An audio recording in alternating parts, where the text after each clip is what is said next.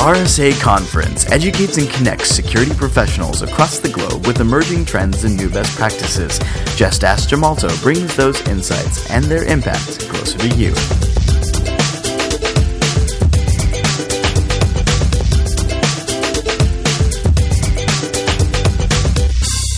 The most damaging threats for consumers right now, and in 2011 in general, are really going to be things that are a little tougher to figure out than in the past. You have to learn some basic internet safety tips. You know, what does a good certificate look like? What does a hacked website look like?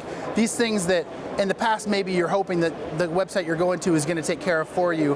You should do a little bit of training on your own. If I wanted to be a bad guy, like what would I go after?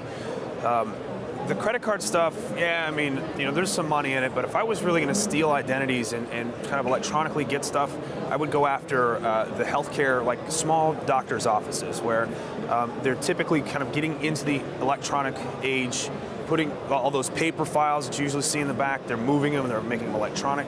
The security of that information is not very well kept, I think, in a lot of cases, especially considering that a lot of those will have social security numbers on them. Attack vectors, I mean, there's a lot, the traditional phishing, the malware sites folks are going to, inappropriate websites. Anytime you see the word free, that should be a concern. There's nothing free in this world. If someone's offering you a free iPad, a free computer, free anything, what they want is they want you to connect to that website, and they want to load malware onto your device. So once again, it's common sense from an economics perspective, will save you also from an information security perspective.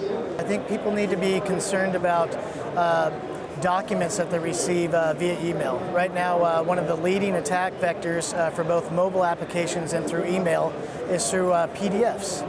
And most people would think that a PDF is extremely safe, but it's not. A PDF can contain code, malicious code that can be activated, executed once the document is opened, and the victim might not even be aware that they're being targeted. That can release a kind of malware that can then, like a Zeus Trojan, that can then record sensitive information like bank account numbers, logins and stuff, and it might take a while before the consumer would even know that they were being targeted and have lost that information.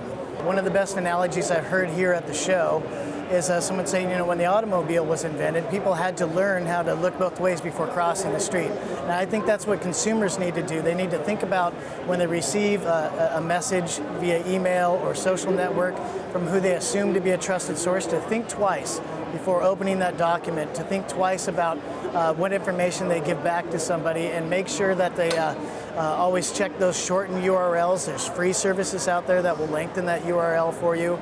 Make sure that they have up-to-date antivirus and firewall on their machines. Make sure that they aren't opening documents from sources that they don't know. And just generally take a second.